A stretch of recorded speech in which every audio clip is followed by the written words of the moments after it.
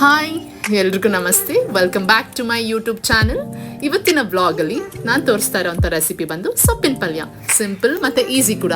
ನಾನಿಲ್ಲಿ ಕುಕ್ಕರಲ್ಲಿ 2 ಸ್ಪೂನಷ್ಟು ಎಣ್ಣೆ ಹಾಕ್ಕೊಳ್ತಾ ಇದ್ದೀನಿ. ಇದಕ್ಕೆ ಸಾಸಿವೆ ಸ್ವಲ್ಪ, ಇಲ್ಲಿ ಸಣ್ಣ ಕಟ್ ಮಾಡಿ ಇಟ್ಕೊಂಡಿರೋಂಥ ಈರುಳ್ಳಿ, ಟೊಮ್ಯಾಟೊ, ಹಸಿ ಬಟಾಣಿ ಮತ್ತು ಸೊಪ್ಪು.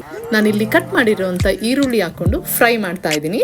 ಸೊಪ್ಪಿನ ಪಲ್ಯ ಈಸಿಯಾಗಿ ಅರ್ಧ ಗಂಟೆಲಿ ಕುಕ್ ಮಾಡ್ಕೋಬೋದು. ಇಲ್ಲಿ ಈರುಳ್ಳಿ ಟ್ರಾನ್ಸ್ಪರೆಂಟ್ ಆಗೋ ತನಕ ಫ್ರೈ ಮಾಡ್ಕೊಳ್ಬೇಕು.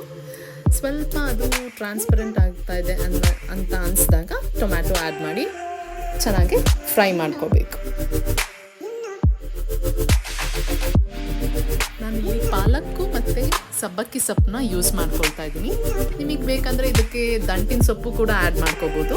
ಆದರೆ ಪಾಲಕ್ಕು ಮತ್ತು ಸಬ್ಬಕ್ಕಿ ಸೊಪ್ಪು ಎರಡು ಫ್ಲೇವರ್ಸು ಚೆನ್ನಾಗಿರುತ್ತೆ, ಹಾಗಾಗಿ ನಾನು ಇದೆರಡೇ ಯೂಸ್ ಮಾಡ್ಕೊಳ್ತಾ ಇದ್ದೀನಿ. ರೊಟ್ಟಿ ಮತ್ತು ಚಪಾತಿಗೆ ಸೊಪ್ಪಿನ ಪಲ್ಯ ಚೆನ್ನಾಗಿ ಸೂಟ್ ಆಗುತ್ತೆ.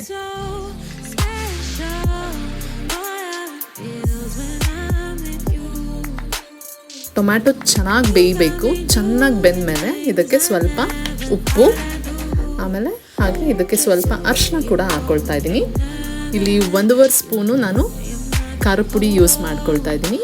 ಹಾಗೆ ಹೆಚ್ಚಿಟ್ಕೊಂಡಿರೋವಂಥ ಸೊಪ್ಪನ್ನ ಈಗ ಕುಕ್ಕರಲ್ಲಿ ಹಾಕಿ ಒಂದು ಒಳ್ಳೆ ಮಿಕ್ಸ್ ಕೊಡ್ತಾ ಇದ್ದೀನಿ. ಈಗ ಇದನ್ನ ಚೆನ್ನಾಗಿ ಮಿಕ್ಸ್ ಮಾಡ್ಕೊಳ್ಳಿ. ಆ ಒಗ್ಗರಣೆ ಇರೋದೆಲ್ಲ ನೀಟಾಗಿ ಮಿಕ್ಸ್ ಆಗಬೇಕು.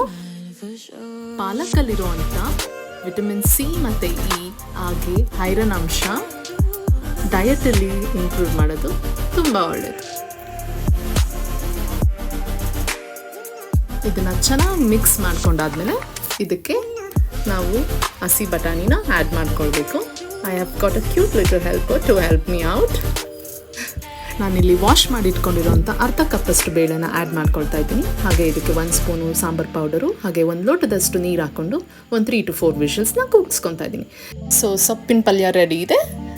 ಜೋಳದ ರೊಟ್ಟಿ ಜೊತೆ ಸೊಪ್ಪಿನ ಪಲ್ಯ ಗ್ರೇಟ್ ಕಾಂಬಿನೇಷನ್. ಇದೇ ಥರ ಇನ್ನಷ್ಟು ರೆಸಿಪಿಗೋಸ್ಕರ subscribe my channel and thank you so much for watching.